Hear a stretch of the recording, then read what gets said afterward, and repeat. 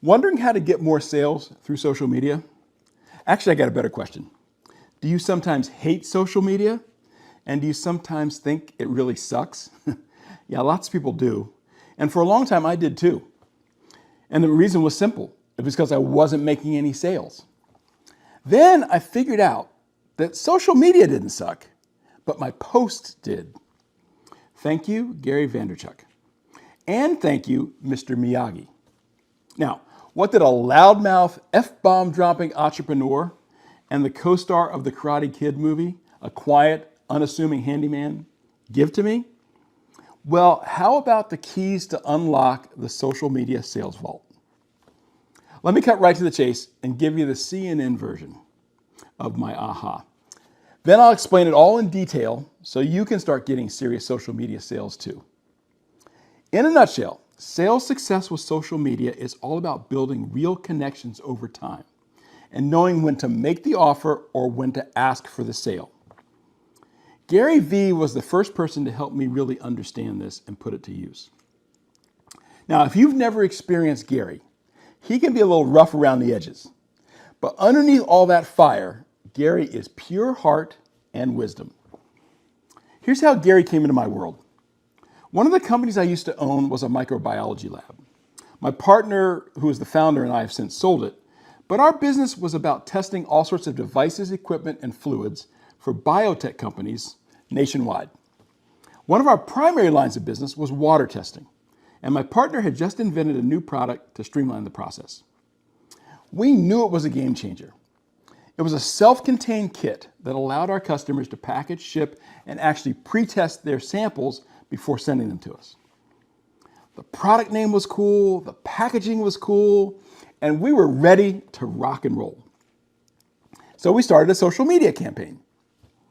We were posting anywhere and everywhere. Now I'd say about 90% of our posts in the beginning were direct offers for the product, and about 10% were about the product. We figured that if we just told people how to get the product, that sales would come pouring in. Wrong. Oh, so wrong. But we kept hammering social media anyway.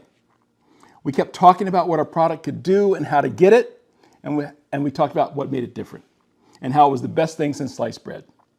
And what happened?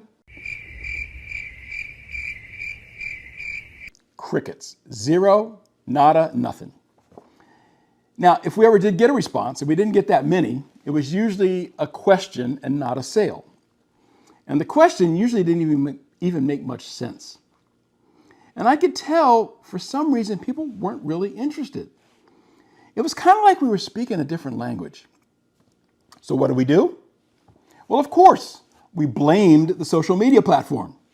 It's just not working. The algorithm is broken. People just must not be on social media anymore.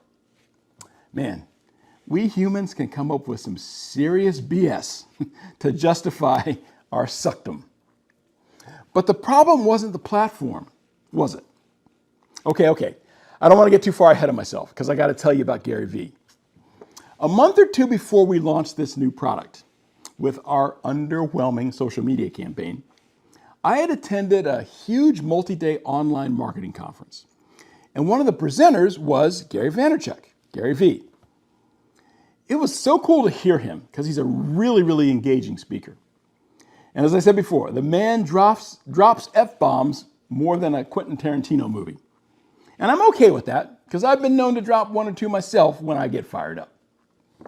Gary's presentation that day was mostly about how he had turned his family wine business around. It was interesting, but not too applicable to my world at the time. So I enjoyed the presentation, but I didn't take too much to heart. Now, as I said, the conference was huge. And on day 2, I ran into some guys I had done some business with in the past. In fact, one of them was kind of a mentor to me. Well, he couldn't stop talking about Gary Vee. He thought Gary was the coolest, smartest entrepreneur in the world. And this really didn't surprise me because Steve was also in the habit of lobbing F-bombs like Gary. So I figured they were just kindred spirits. Well, you can imagine my surprise when a few weeks after the conference, a copy of Gary's book, Jab, Jab, Jab, Right Hook, showed up at my office.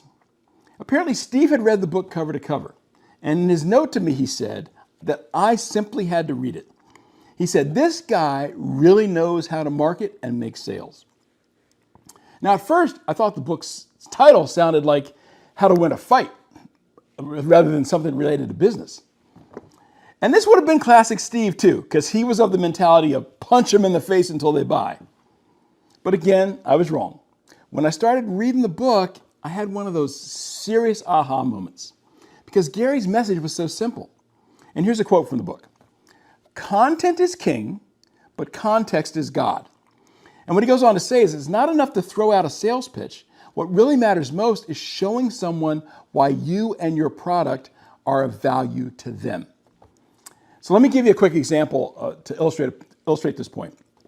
Let's say you and a friend are walking down the street and you happen upon someone you don't know, but who your friend does know. So he introduces the two of you. And the first words out of your mouth are, hey, have you seen Top Gun Maverick yet? I think it has some of the best fighter jet scenes you'll ever see. Now, what type of look or response do you think you're going to get from this person that you just met? She'd probably look at you like you got two heads, because your comment kind of came out of left field. You had actually just offered some great content, right? You told her about a blockbuster movie, and you told her why you thought it was so good. That's content. But let's play the same scenario again another way. You and your friend run into the same person, but this time, upon meeting her, you happen to notice that she's wearing a NASCAR hat. And you ask her, are you into NASCAR? And she says, no, the hat's actually my brother's, I just borrowed it. But then she goes on to say, but I do love driving anything fast, but I'm just not into NASCAR. Then you ask her if she loves fast airplanes. And she says, oh, absolutely. In fact, I wanted to be a pilot when I grew up, but I ultimately went down another direction. Now you say, have you seen Top Gun Maverick yet? I think it has some of the best fighter jet scenes you'll ever see. I'll bet her response to you would be totally different, because now you've added context. You found out that she loves speed, that she loves flying, and you took the time to establish that. The difference between her two replies would probably be night and day. Hey, did you like that reference I just gave to another Tom Cruise movie, Night and Day? Did you catch that? All right, back to Gary's book. In it, he talks about how you have to warm up your audience. The jabs aren't punchy sales messages. They're the post, the content, the engagement that build trust and show value. Then comes the right hook. It's your pitch for the sale, but only after you've warmed them up and they're ready to be knocked out by your value. Now that completely shifted my perspective when I learned this. Instead of focusing on the product and its features, I started asking myself, if I had to have my industrial water tested, how would I want to learn about this product? What would help me understand it and how it benefits me? When I put myself in my customer's shoes, everything changed. And as a result, we totally changed our posts and shifted from just talking about the product and making offers to showing how it could help our audience do what they needed to do and wanted to do better and more efficiently. Suddenly, our posts started to get engagement, and the engagement was real. People were asking questions that actually made sense, questions that showed that they were genuinely interested. We were no longer just blasting out information and making offers. We were having conversations.